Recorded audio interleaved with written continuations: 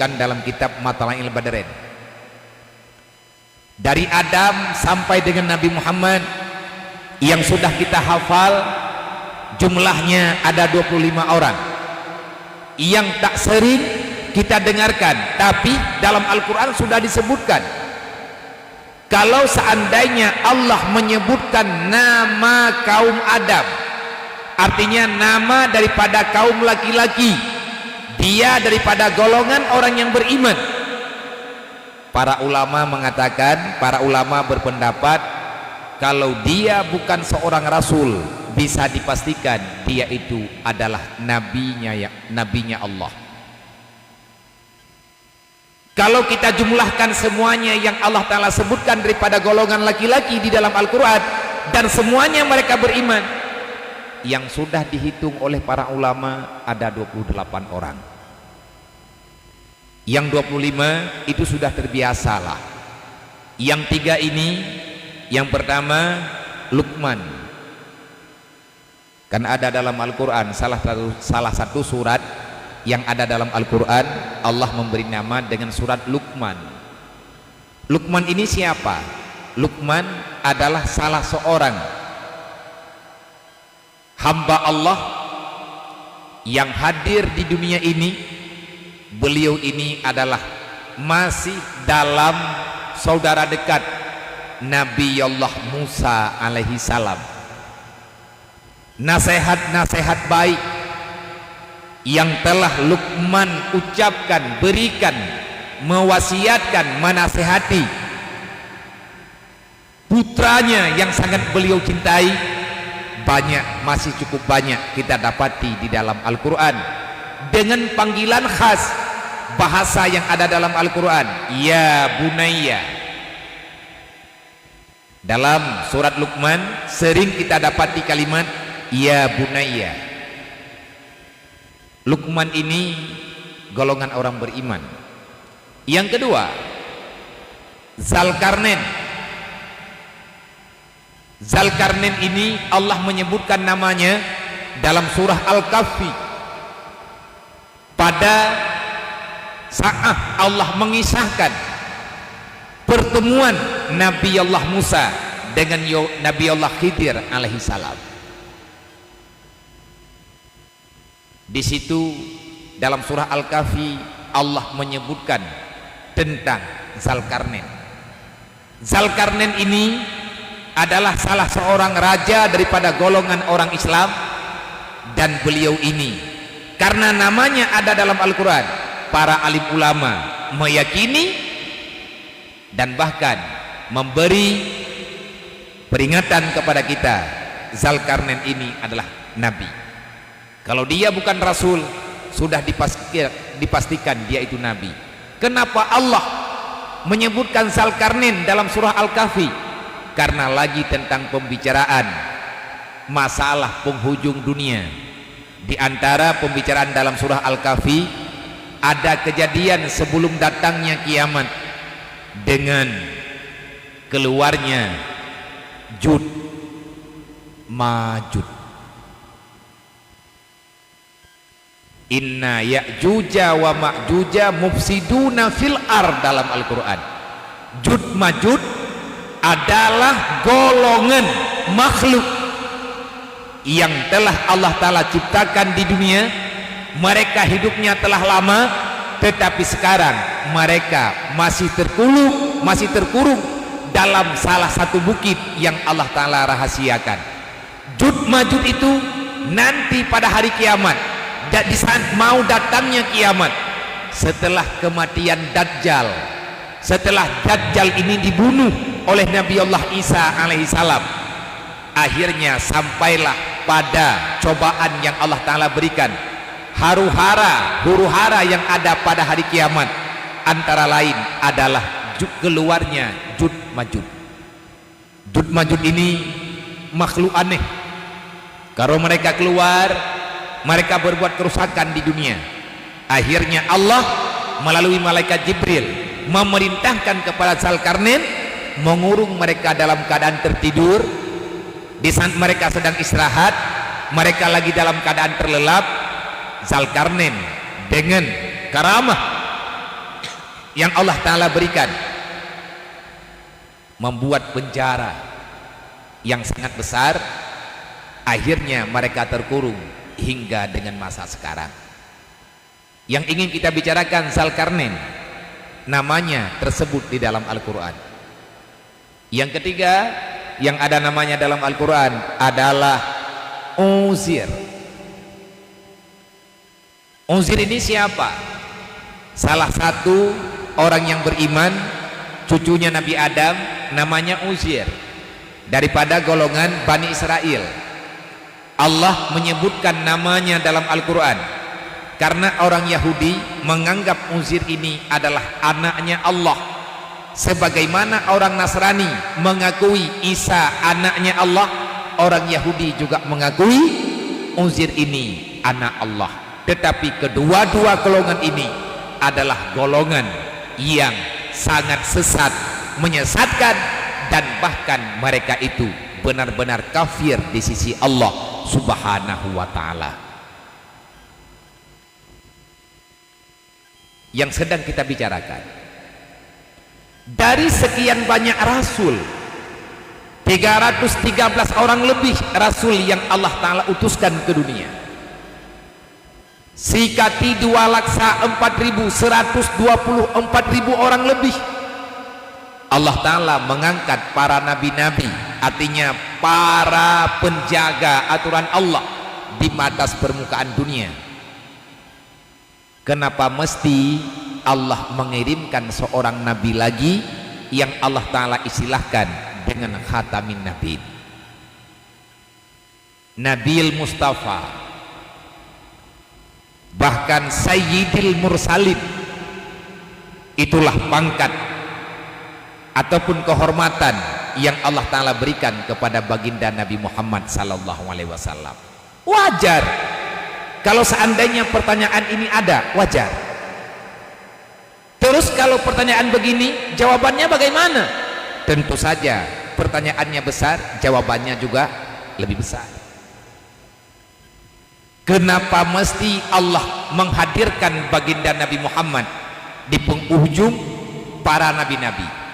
Jawabannya karena Allah ingin menghadirkan sesuatu yang lebih sempurna yang belum Allah Ta'ala berikan kepada para nabi-nabi yang sebelumnya. Kenapa Allah melahirkan Nabi Muhammad? Karena Allah ingin melahirkan sesuatu yang belum terlahirkan, yang telah tersampaikan daripada nabi-nabi sebelum baginda Nabi Muhammad sallallahu alaihi wasallam. Contohnya salat 5 waktu. Salat 5 waktu ini hanya untuk kita umat Nabi Muhammad. Sebelum datangnya Nabi Muhammad, untuk umat sebelum umat Muhammad, belum ada satu golongan manapun yang Allah memberikan 5 salat dalam sehari semalam. Hanya umat Muhammad. Puasa Ramadan sebulan penuh itu hanya untuk umat Nabi Muhammad. Membayar zakat daripada beberapa jenis harta itu ada pada golongan umat Nabi Muhammad. Dan banyak hal-hal lain yang memang tidak ada pada umat yang lain, tetapi ada pada umat Nabi Muhammad. Bahkan Nabi kita sendiri pernah mengakui, al ulama'u min ummati kan nabiyyi fi bani Israel. Ulama daripada kalangan umatku yang mereka berpaham dengan ahli sunnah wal jamaah, mereka itu bukan manusia biasa. Sebagaimana pada masa rasul-rasul dulu, para sahabat nabi-nabi, para sahabat rasul-rasul yang ada pada waktu zaman Nabi Musa dan sebelum-sebelumnya, semuanya sahabatnya itu menjadi nabi. Sedangkan pada masa kita ini umat Nabi Muhammad tidak ada lagi nabi setelah lahirnya baginda Nabi Muhammad.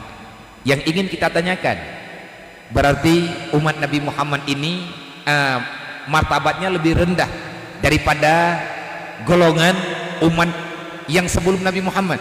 Tidak.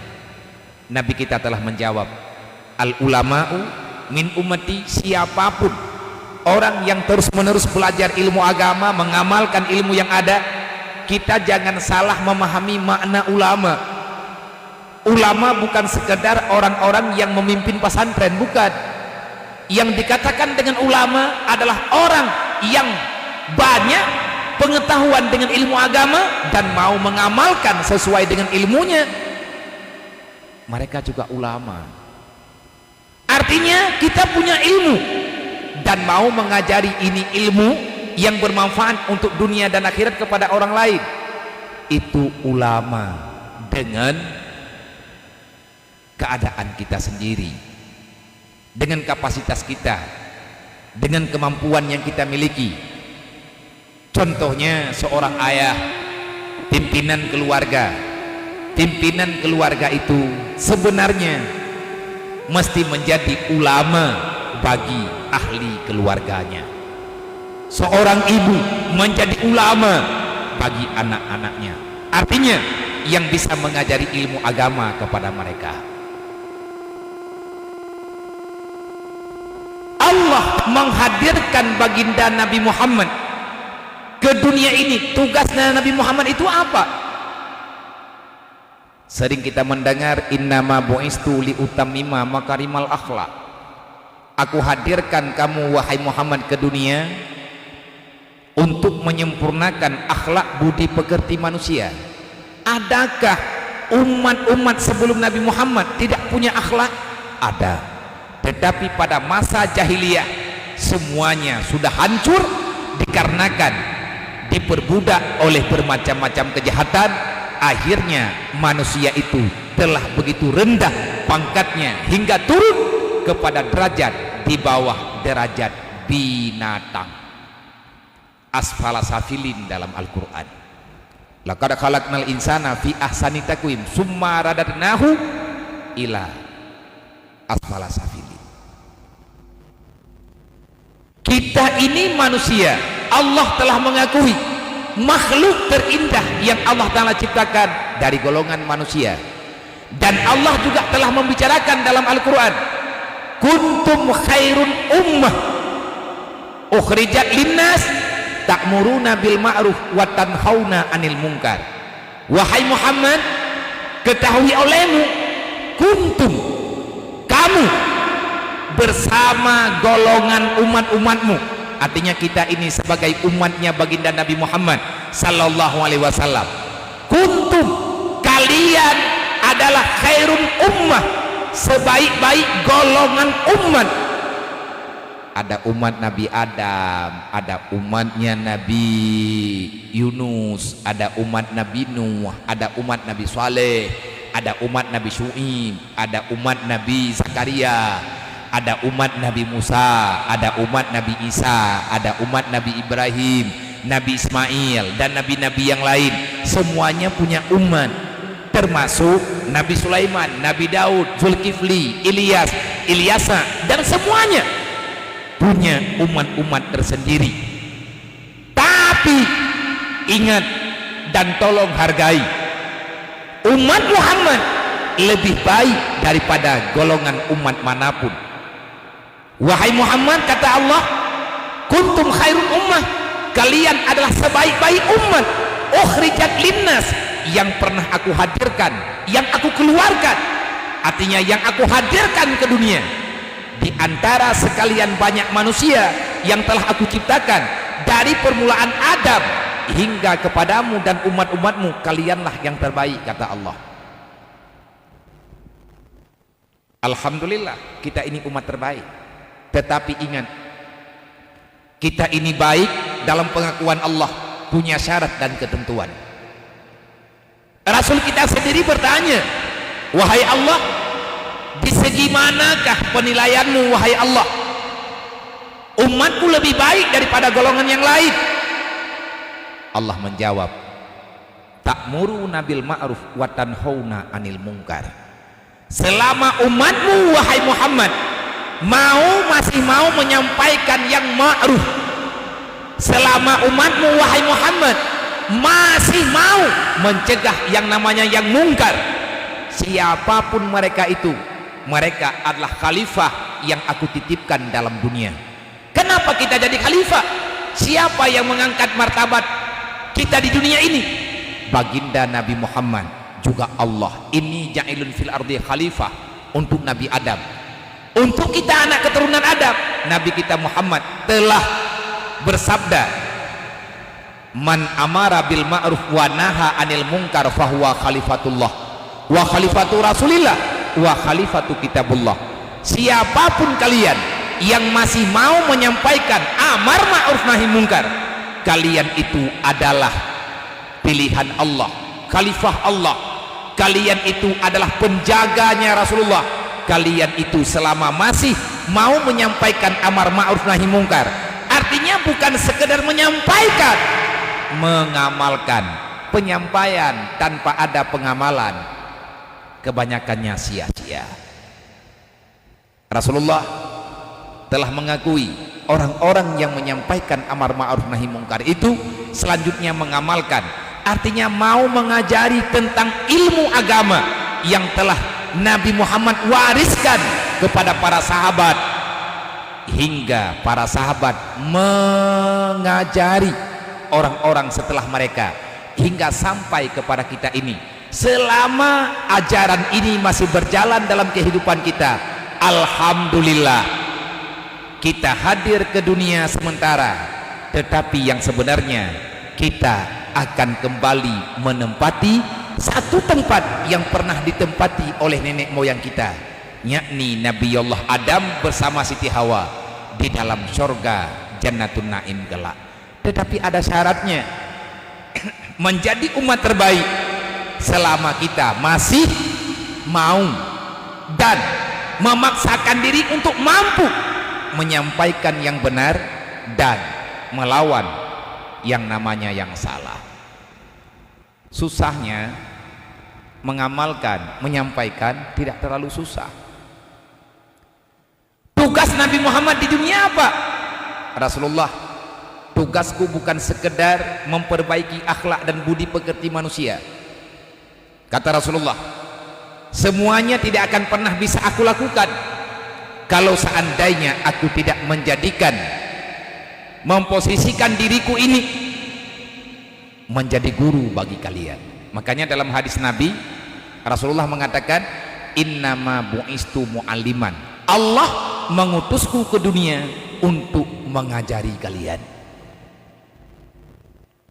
Kita yang namanya umat Nabi Muhammad pada masa era milenial sekarang, masih bisakah kita mengamalkan apa yang telah Rasulullah sampaikan jauh sebelum kita hadir sekarang? 1445 tahun yang lalu semuanya telah Allah tetapkan melalui perjuangan baginda Nabi Muhammad sallallahu alaihi wasallam. Bahkan Allah sendiri yang memberikan pengakuan di saat hari Arafah, tawaf haji wada'nya Rasulullah. Dikatakan haji wada' setelah Rasulullah melakukan haji pada tahun itu, Rasulullah wafat, berpisah dengan orang-orang yang beliau cintai. Juga kita selaku umatnya yang selalu Rasulullah bicarakan, padahal kita belum hadir ke dunia, dengan janji Allah, al-yawma akmaltu lakum dinakum wa atmamtu alaikum ni'mati wa raditu lakum islam madina. Ini pengakuan Allah yang luar biasa. Wahai Muhammad, Jibril menjumpai Rasulullah di padang Arafah, memberikan wahyu, al-yawma akmaltu lakum dinakum. Wahai Muhammad, kata Allah, Allah telah menyempurnakan pada hari ini dinakum, agamamu.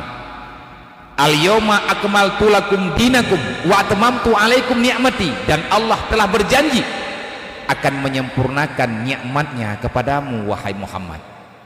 Wa raditu lakum islam madina. Dan Allah telah menerima Islam sebagai agama yang sebenarnya.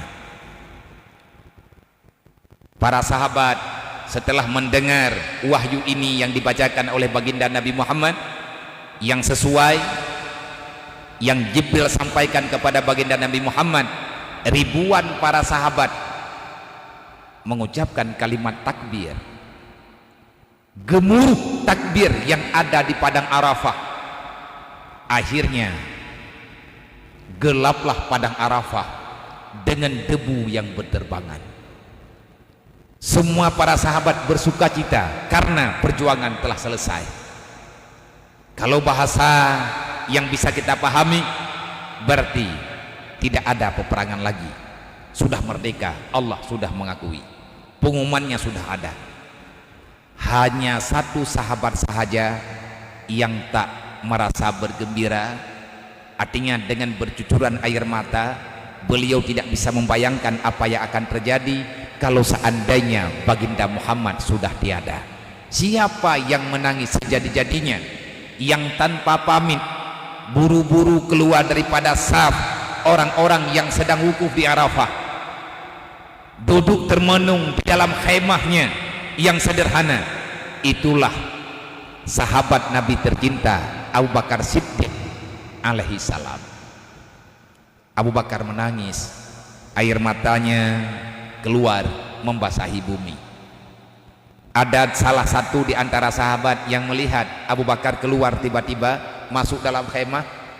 Akhirnya beliau mengintip apa yang terjadi dengan Abu Bakar. Yang beliau ketahui, Abu Bakar dalam keadaan menangis.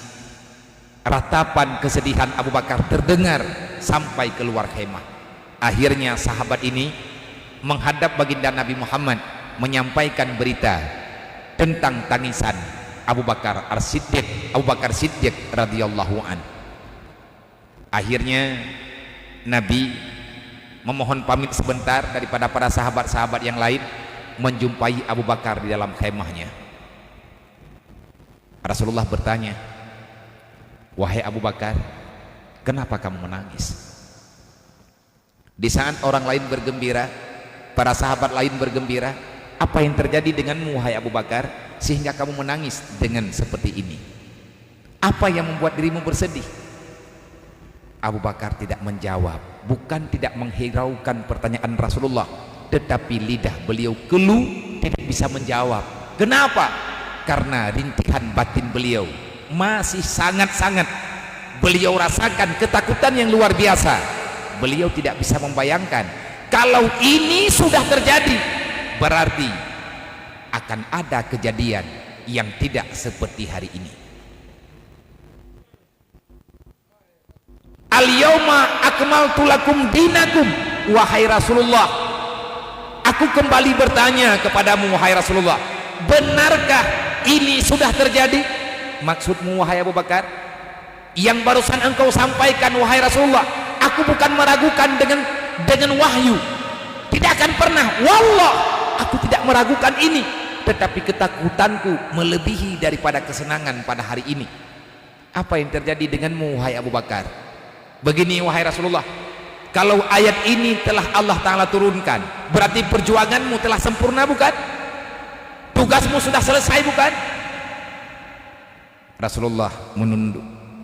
Wahai Rasulullah, Allah memberitahukan, wa atmamtu alaikum ni'mati, Allah akan menyempurnakan nikmatnya kepadamu.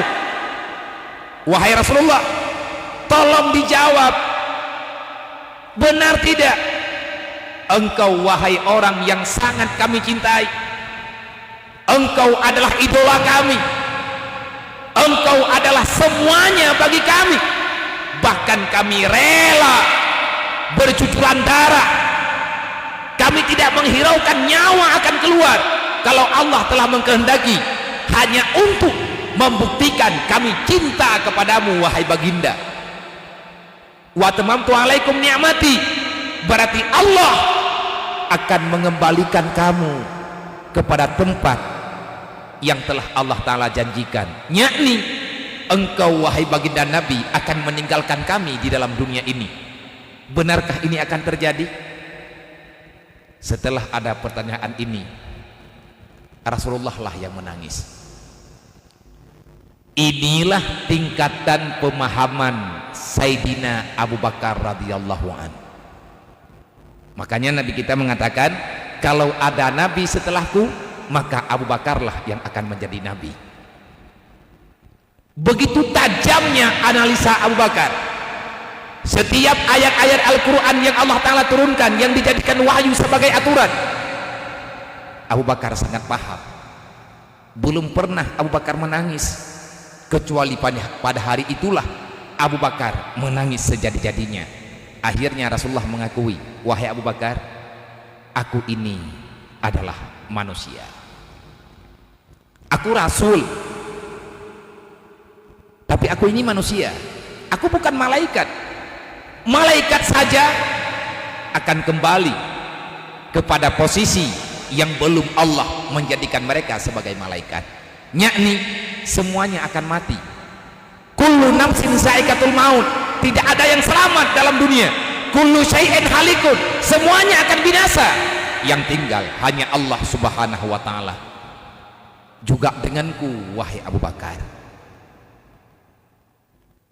Wahai Rasulullah, berarti setelah hari ini, tak lama setelah ini, Allah telah berfirman, wa tamamtu alaikum ni'mati, Allah akan menyempurnakan nikmatnya kepadamu. Benarkah wahai Rasulullah, kami akan segera berpisah denganmu? Rasulullah hanya mengangguk dan menangis.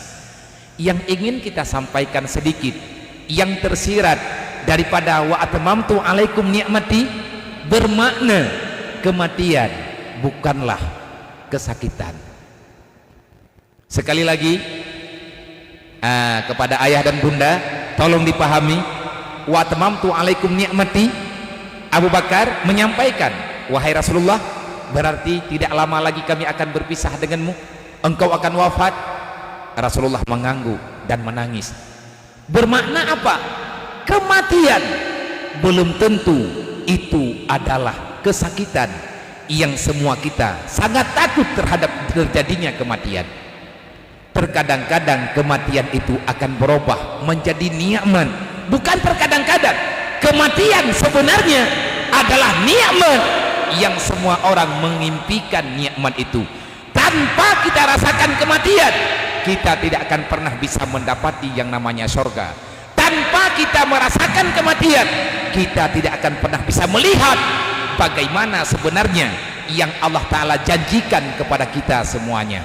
Alam barzakh, yakni liang lahat, yang semuanya kita pasti akan hadir. Tidak lama setelah ini, dunia tidak abadi. Tidak lama setelah ini, kita akan berpindah menuju kampung halaman yang sebenarnya. Kematian adalah awal daripada kehidupan. La mauta ba'da, yang tidak ada lagi kehidupan, yang tidak ada lagi kematian setelah terjadinya kehidupan yang dinamakan hidup setelah mati. Gambaran hidup setelah mati, hidup di dalam alam barzakh, tidak akan pernah mati untuk selama-lamanya. Apa yang telah kita persiapkan untuk kehidupan yang selama-lamanya?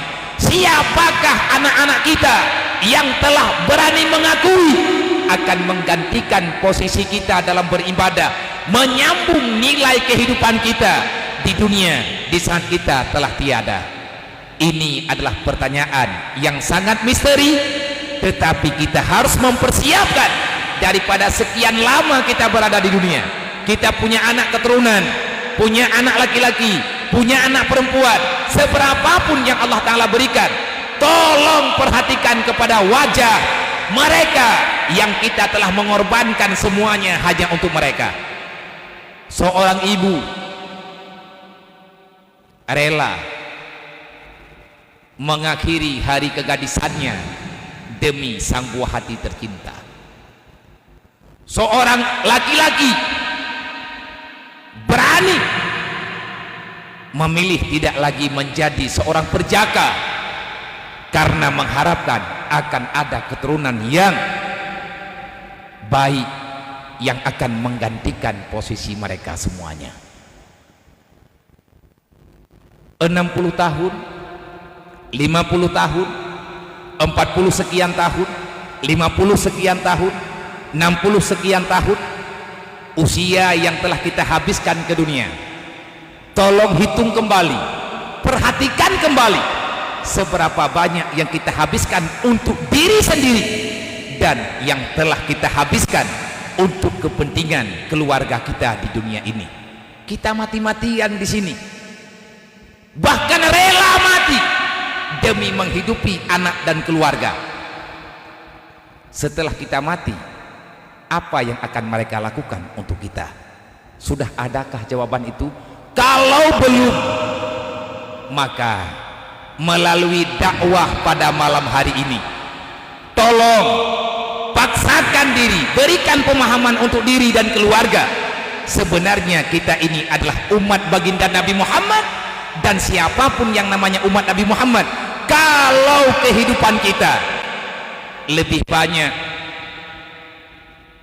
menteladankan apa yang telah Nabi Muhammad ajarkan kepada kita melalui hadis dan ayat Al-Quran, yang dalam pengakuan beliau, dalam hadis beliau, Rasulullah menjawab terhadap pertanyaan Abu Bakar, Sayyidina Abu Bakar, wahai Rasulullah, kalau kamu telah tiada, wahai Rasulullah, kalau kamu telah berpisah dengan kami semuanya, wahai Rasulullah, siapakah yang akan menjaga kami?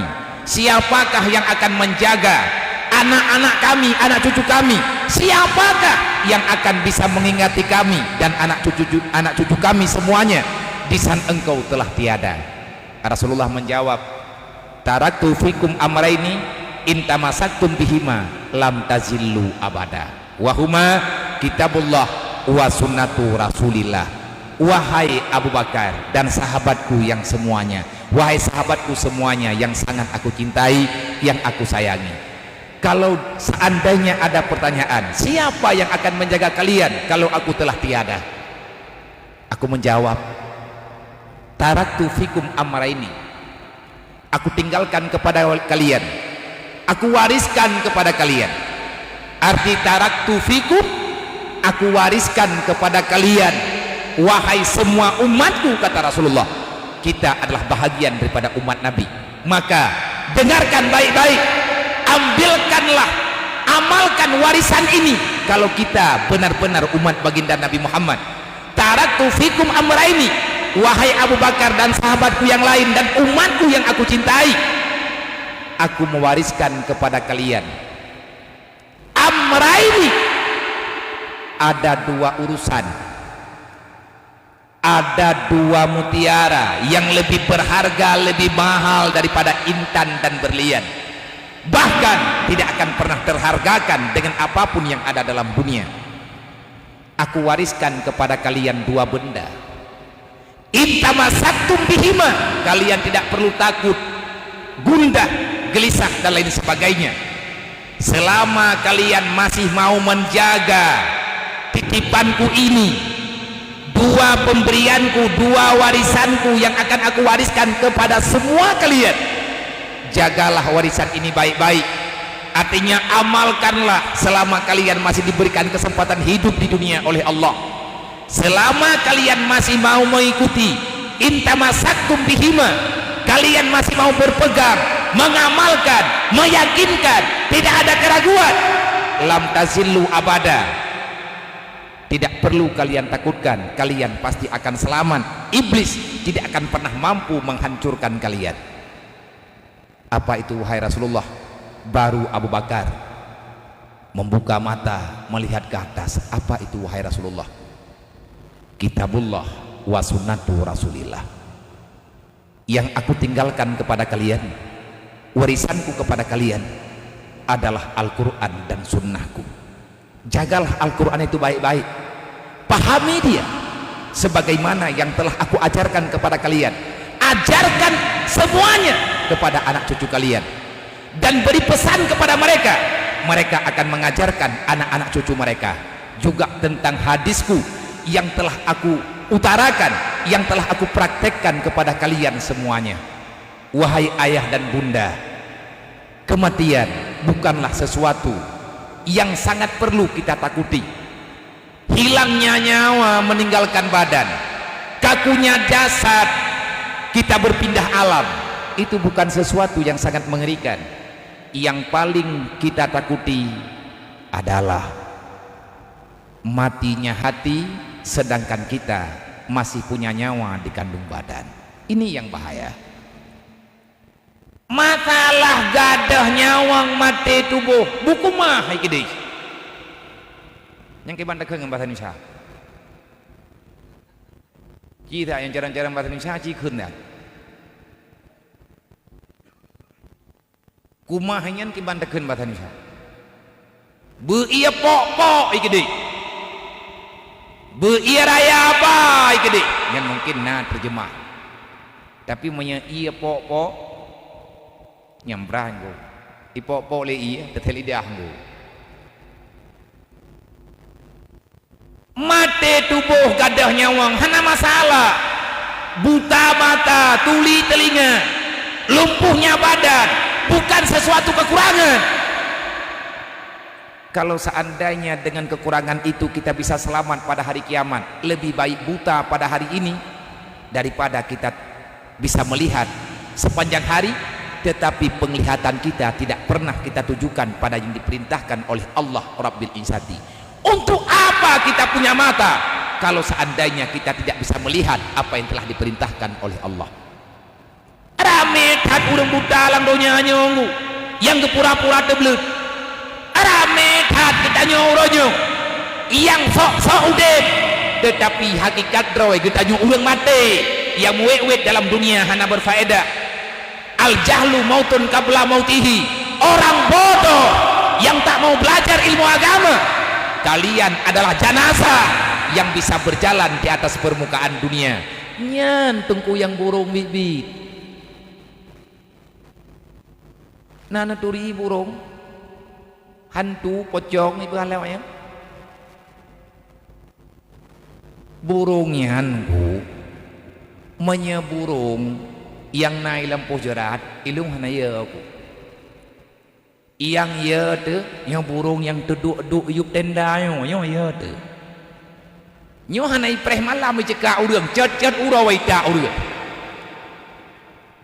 burung yang weng-weng tangen bajalan burung yang gah-gah Honda bajalan yang masih hidup punya kehidupan tapi tidak punya lagi kehidupan, masih punya nyawa di kandung badan tetapi seolah-olah dia sudah tidak lagi ada apa-apanya di dunia, kapindah alam. Urang jahe yang hana ilmu agama, orang bodoh yang tak bisa memahami agama. Jangan kamu bangga dengan hidupmu wahai manusia.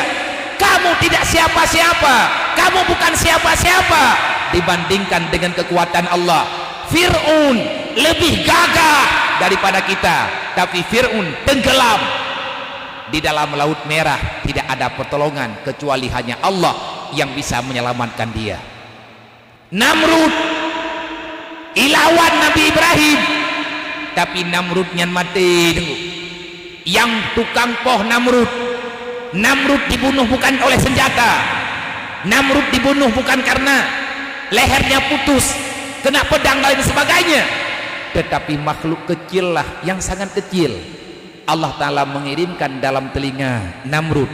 Akhirnya dia merasa tersakiti, dia bunuh diri, tidak bisa mengeluarkan binatang kecil masuk ke lubang telinganya. Nyai pegahan roy Tuhan Karun, dia kaya sekaya-kayanya, tidak ada yang bisa menandingi kekayaannya, tetapi Karun itu sekarang di mana? Dia ditelan oleh bumi di saat mempertahankan harga dirinya. Yang mahai dalam udepnya untuk kuate hilang nyawa di kandung badan, akhirnya kita berpindah alam memasuki alam barzah.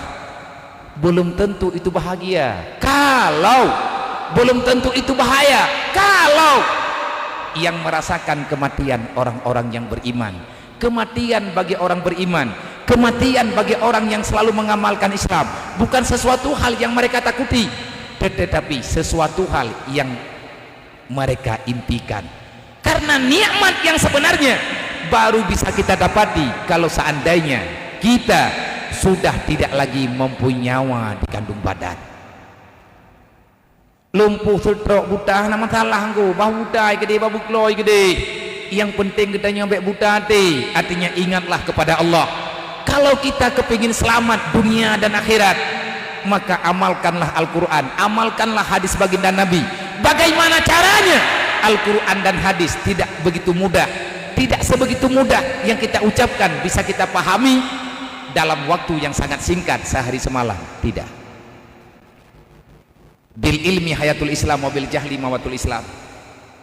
Kalau kepingin menghidupkan Islam, maka hidupkanlah ilmu agama.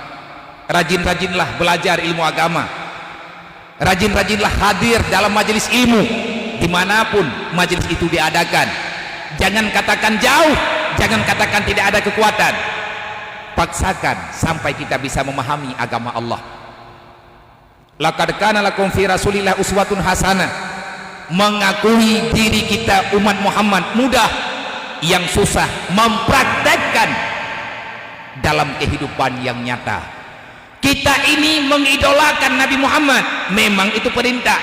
Laqad kana lakum fi Rasulillah uswatun hasanah. Muhammadlah teladan bagi kalian.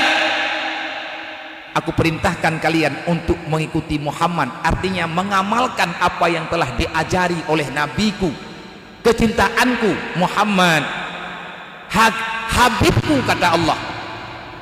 Kalau kita mengatakan diri orang beriman, kita orang Islam, kita umat Nabi Muhammad, mudah.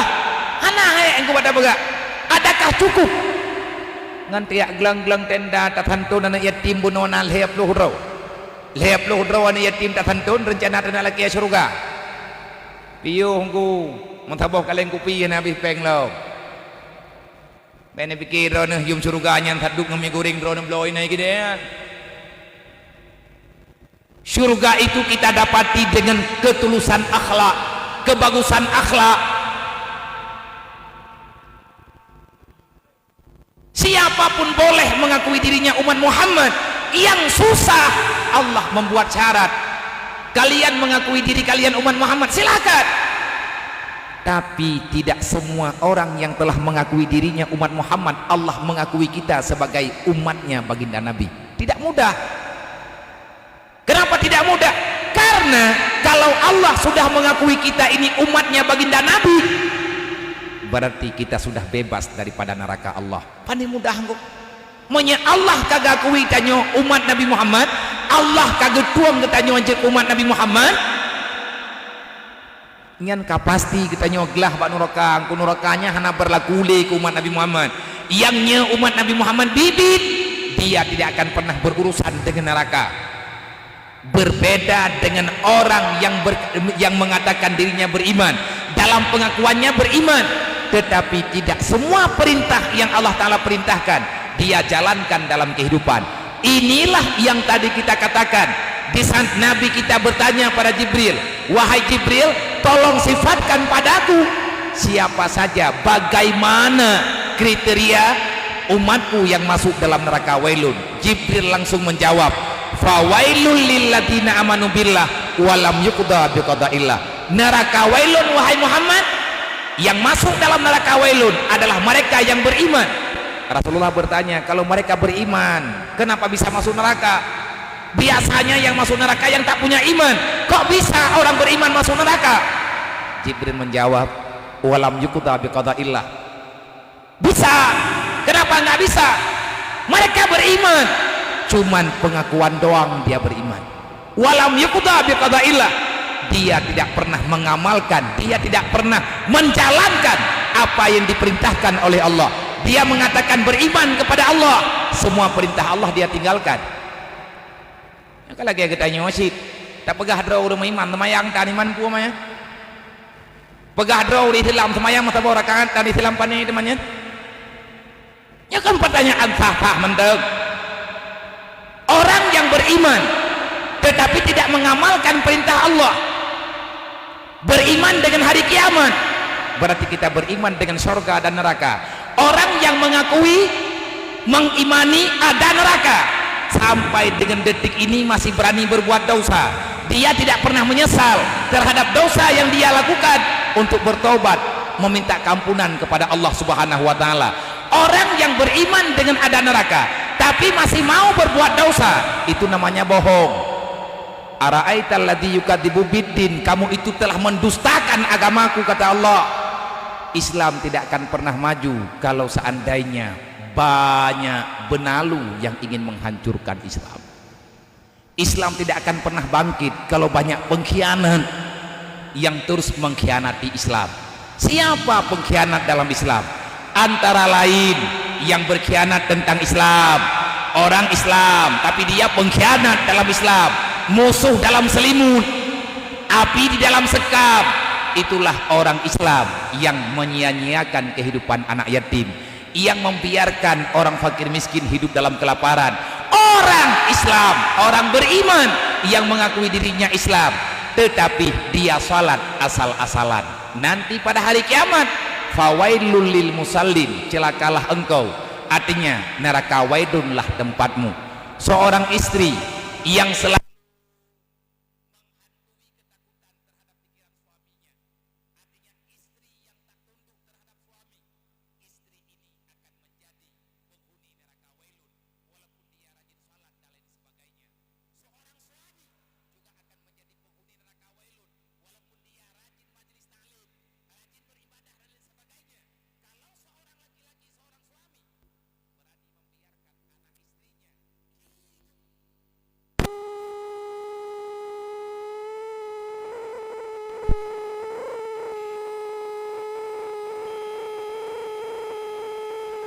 semua perintah Allah di dalam dunia, tetapi dia menyakiti hati ayah dan bundanya.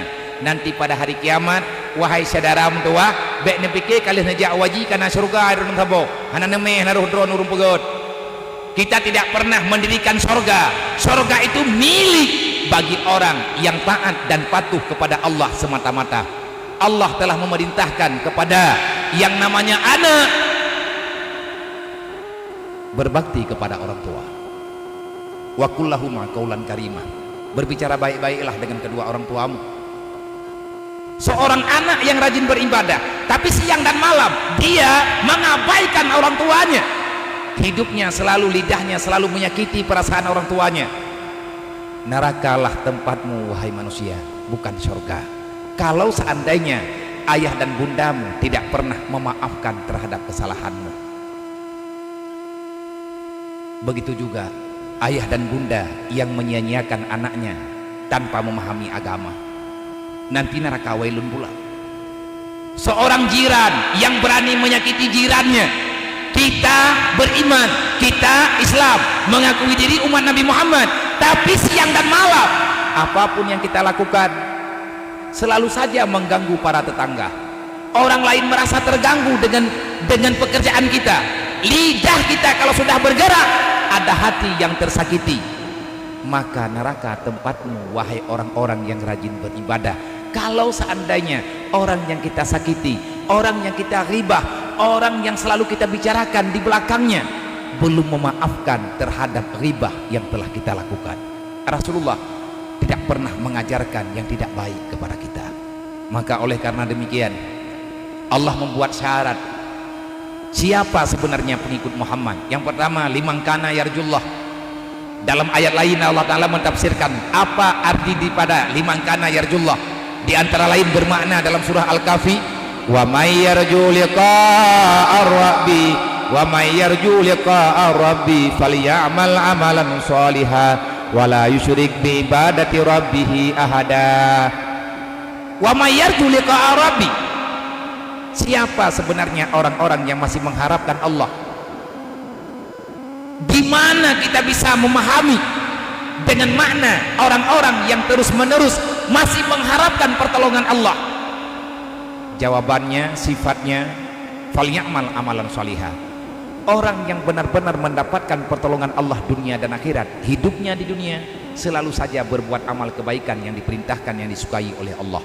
Wala yusyrik bi ibadati rabbih ahada, daripada segala amal kebaikan yang dia lakukan dia tidak pernah ria dan lain sebagainya yang dapat membatalkan amal kebaikannya. Liman kana yarjullah, tanda pertama yang benar umat Nabi Muhammad, orang yang masih mau beribadah, masih mau mencegah yang namanya yang mungkar. Tetapi kalau dalam kehidupan kita pengakuan kita umat Muhammad, tetapi amar ma'ruf kita abaikan, amar ma'ruf nahi mungkar kita tidak ada urusan, pengakuanmu dipatahkan oleh perbuatanmu. Wal yaumal akhir, siapa pengikut Muhammad yang benar? Orang yang percaya dengan adanya kiamat. Orang yang percaya dengan ada kiamat tidak cukup dengan berbicara saya yakin ada kiamat. Berbicara ada kiamat berarti kita berbicara tentang hisab, berarti kita berbicara tentang mahsyar, berarti kita berbicara tentang mizan, berarti kita berbicara tentang syafaat Nabi Muhammad, berarti kita berbicara tentang siratal mustaqim, berarti kita sedang berbicara tentang surga dan neraka, bukan sekedar mengatakan saya percaya dengan hari kiamat. Orang yang percaya dengan hari kiamat tidak akan pernah mau berbuat semena-mena di dalam dunia. Kalau tidak ingin bermasalah pada hari kiamat, jangan buat masalah dalam dunia. Kalau seandainya tidak kepingin kita bermasalah yang berat pada hari kiamat, sedikitkan masalahmu yang ada di dunia. Bagaimana cara mensedikitkan masalah dunia? Perbanyakkan mengenal tentang urusan akhirat. Ada yang mekap ini wadung kumpul dan pemilu golom karu kaja deh.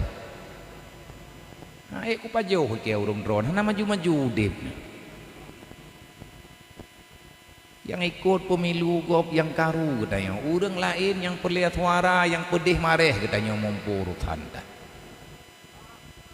Putra yang dawatat, padu iga jiron, sampai netim pergi.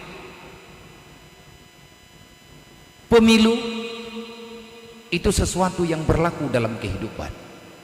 Kita hanya ingin menjalani juga perintah Allah. Bene pikiran nembah pemilunya hana urusan agama be.